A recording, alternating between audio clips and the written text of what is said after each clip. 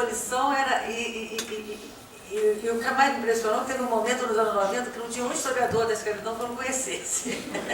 Atualmente é impossível, entendeu? Controlar tudo. Mas eu sei que a história da educação é um dos campos mais interessantes. O pessoal do ensino de história está fazendo um trabalho muito legal, né? Eu conheço os profissionais, conheço alguma coisa, mas não é como o que vinha antes, né? O florestano. Não incorporei nessa síntese. Mas acho absolutamente fundamental. E esse esforço das escolas, né? As escolas de libertos, agora eu tenho uma moça fazendo uma monografia de graduação, mas sobre o Clube dos Libertos de Niterói, que era ali perto de onde é o nosso campus, né? E basicamente esse Clube dos Libertos era um clube abolicionista, mas a principal ação deles era construir escolas, era esse esforço, né?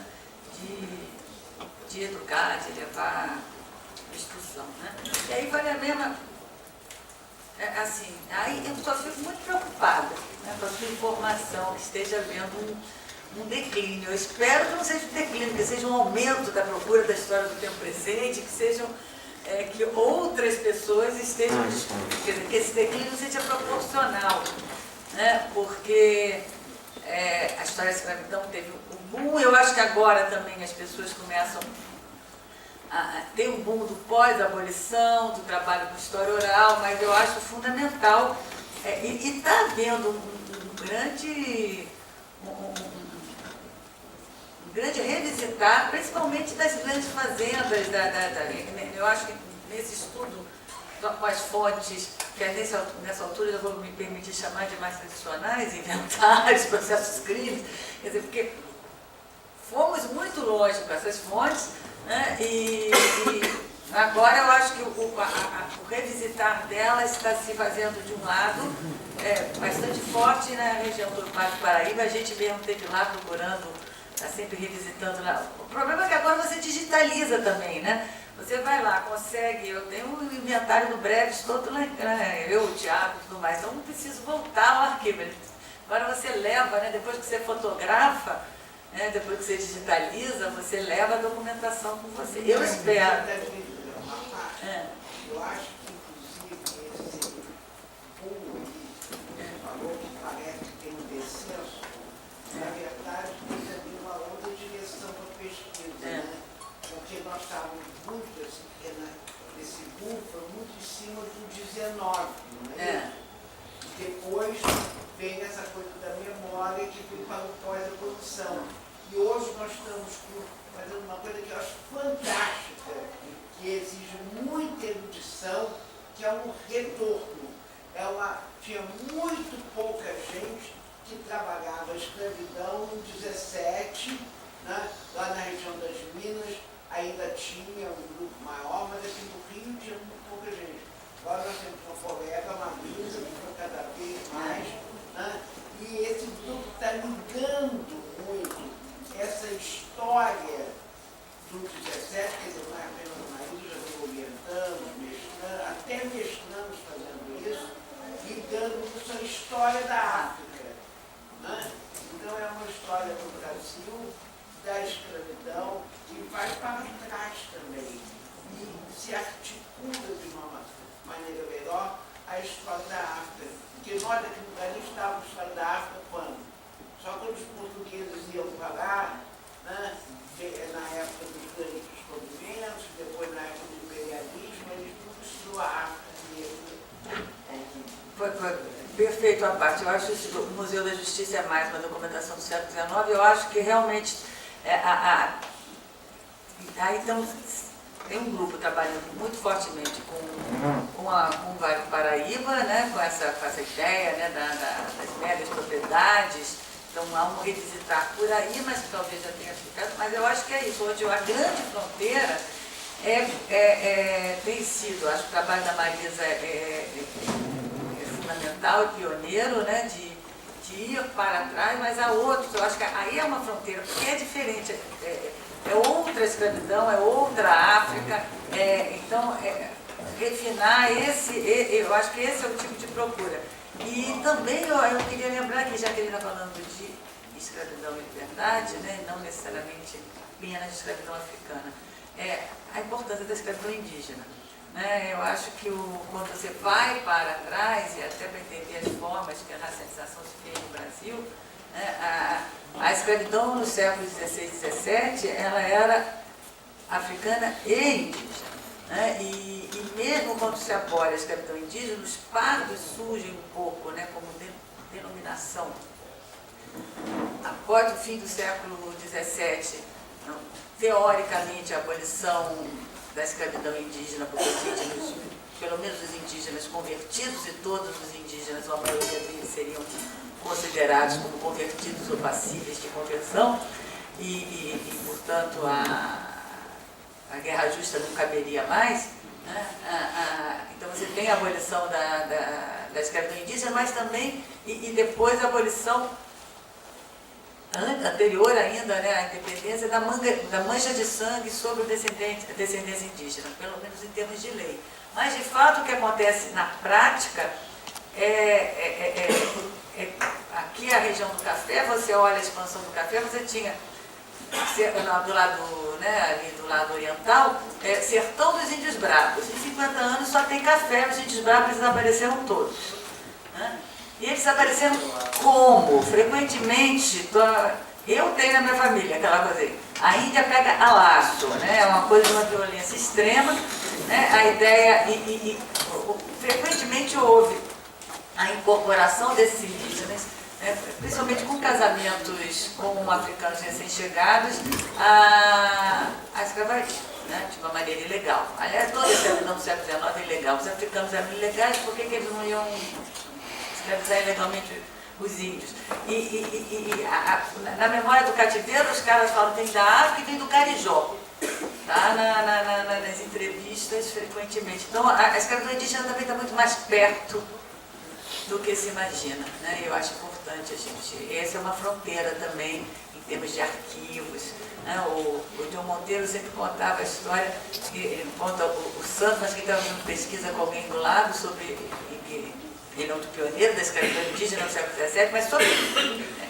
E a pessoa estava pesquisando história política do colonial de qualquer momento. Aí toda vez que a pessoa achava um índio, falava assim, tinha uma coisa para você, um índio. Como, quer dizer, o índio não faz parte da história colonial, né? A informação sobre o índio não interessava, porque é como se o índio estivesse fora da história. Um pouco, a gente ainda consegue, eu estou me esforçando nos meus cursos de Brasil Império,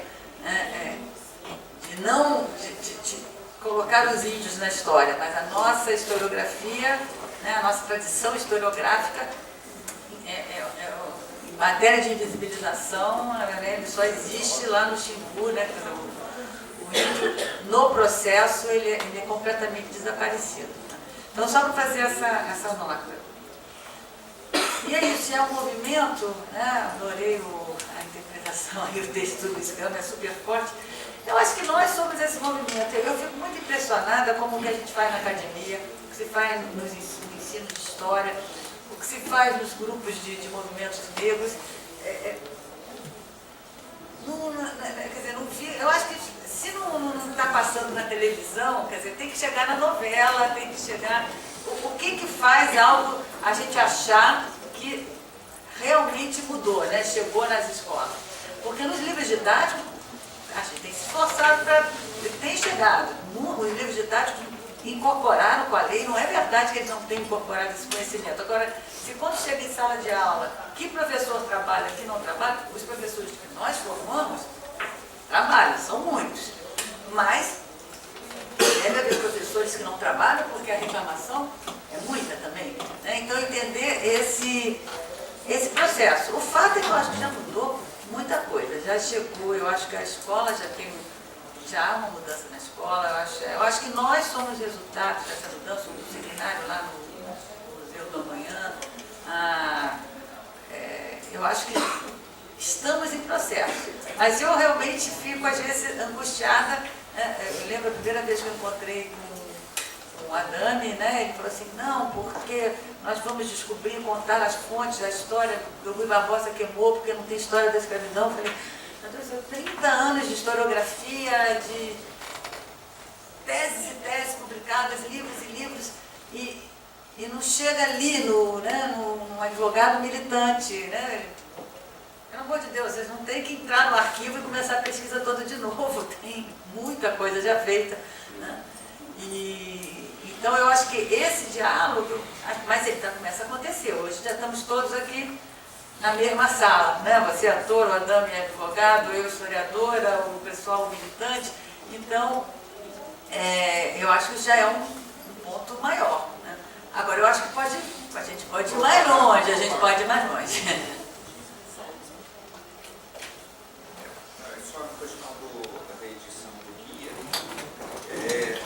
A possibilidade da reedição, nesse momento, é muito complicada. Nós estamos vivendo um momento muito difícil econômico. O que eu tinha sugerido é que, como resultado desse seminário que a gente está fazendo, que se tentasse a colocação online das fontes. Eu acho que seria fundamental. Até porque o guia foi produzido em 88, no momento. Hoje a gente tem uma série de outras informações e hoje a gente tem uma série de outros acervos que contemplam isso, não só no Arquivo Nacional, como em outras instituições. A gente mergulhou nos acervos e fez prospecções. Com isso a gente descobriu que tem acervos que têm potencial disso, né? Que não tinham sido listados naquele momento, que a gente mesmo desconhecia, né? A geração desconhecia. Então, esse é um problema que eu acho que a gente tem que ver. Eu gostaria muito de atualizar o guia, mas atualizar com instrumentos mais recentes, mais fáceis, né? Não precisava ser um guia como ele foi formatado. Ele podia ser uma coisa, um texto mais fácil, mais palatável, né?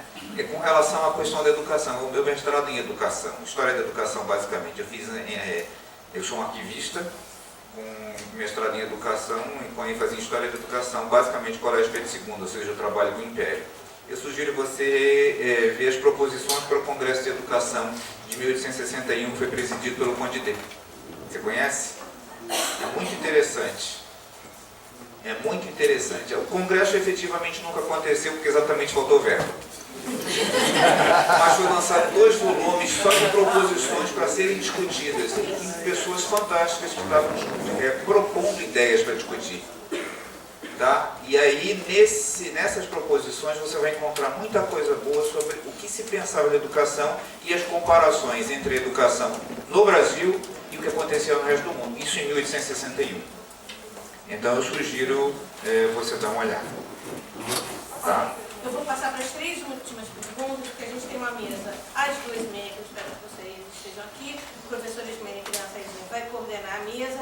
A Marta Bruja está aqui, Keila Grimber, a Mônica Lima e os 2 representantes do Smithsonian.